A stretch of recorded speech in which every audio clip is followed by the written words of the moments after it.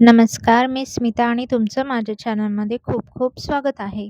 तर आजच्या या धार्मिक व्हिडिओमध्ये मी तुम्हाला महाशिवरात्रीची कथा सांगणार आहे आणि महाशिवाला अर्पण केलेले बेल दाखवणार आहे. चला तर मग ओम प्रथम नमः बेल अर्पण करूया. शिवाय. ओम नमः शिवाय. ओम नमः शिवाय.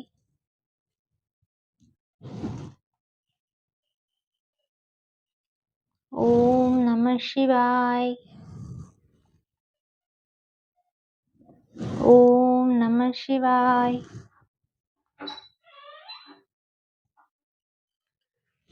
ओम नमः शिवाय. ओम नमः शिवाय. ओम नमः शिवाय. ओम नमः शिवाय. ओम नमः शिवाय. ओम नमः शिवाय. ओम नमः शिवाय. ओम नमः शिवाय. ओम नमः शिवाय. तुम्हा सर्वांना महाशिवरात्रीच्या खूप खूप शुभेच्छा. तर आज मी तुम्हाला महाशिवरात्रीची प्रचलित अशी कथा सांगणार आहे. तर महाशिवरात्री हा भगवान शिवाला समर्पित एक पवित्र सण आहे, ज्याला हिंदू धर्मात अत्यंत महत्त्व आहे. हा सण माघ महिन्यातील कृष्ण पक्षातील चतुर्थ तिथीला साजरा. भगवान शंकराची पूजा, रुद्राभिषेक, उपासाचे विशेष महत्त्व आहे. महाशिवरात्रीला रात्रीच्या 4 टप्प्यांमध्ये पूजा आयोजित केली जाते, ज्यामध्ये प्रत्येक टप्प्यात एक विशेष पूजेची पद्धत असते. असे मानले जाते की महाशिवरात्रीची पूजा केल्याने वैवाहिक जीवन सुखी होते आणि जीवन सुख समृद्धीने भरलेले असते. शिवभक्त महाशिवरात्रीचा हा सण आनंदाने, भक्तिभावाने आणि श्रद्धेने साजरा करतात. या दिवशी भगवान शिव आणि माता पार्वतीची विशेष पूजा केली जाते. महाशिवरात्रीला रात्रपाळीचे खूप महत्त्व आहे. साधारणपणे प्रत्येक तीज उत्सवाच्या पूजेमध्ये ब्रह्ममुहूर्तावर किंवा पहाटे केलेली पूजा, तर महाशिवरात्रीला 4ही प्रहर पूजा केल्या जातात. महाशिवरात्रीची ही व्रतकथा वाचाल तर भोलेनाथची कृपा होईल आणि ऐकाल तर भोलेनाथची कृपा होईल.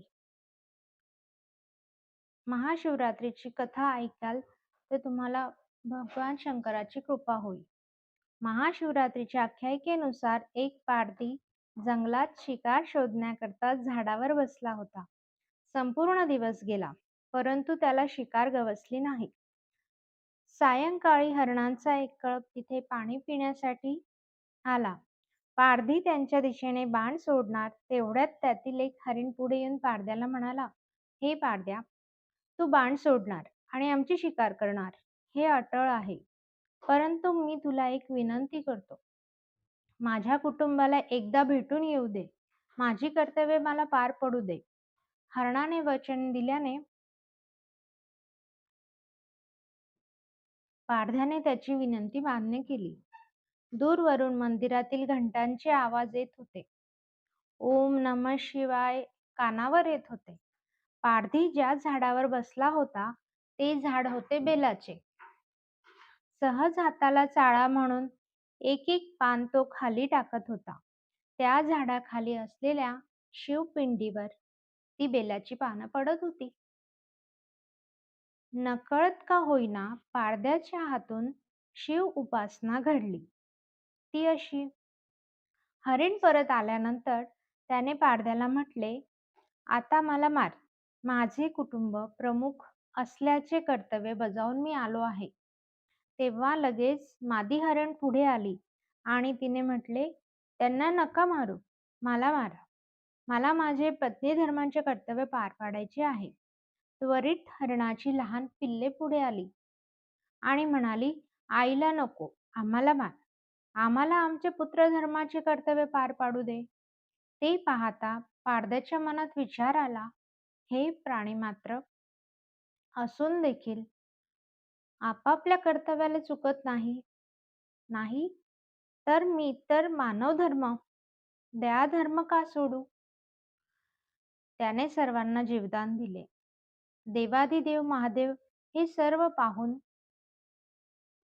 हरणावर आणि पारध्यावर दोघांवरही प्रसन्न झाले आणि त्यांनी त्या सर्वांना कृपा आशीर्वाद दिला आणि सर्वांचा उद्धार केला.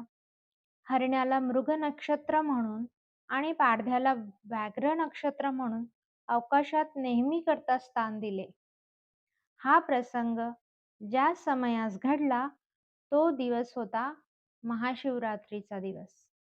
अशा प्रकारे शिवरात्रीचे व्रत पाळल्याने शिकारीला मोक्ष आणि शिवलोक प्राप्त झाले. हर हर महादेव. अशा प्रकारे महाशिवरात्रीची कथा सुफळ संपूर्ण झालेली आहे.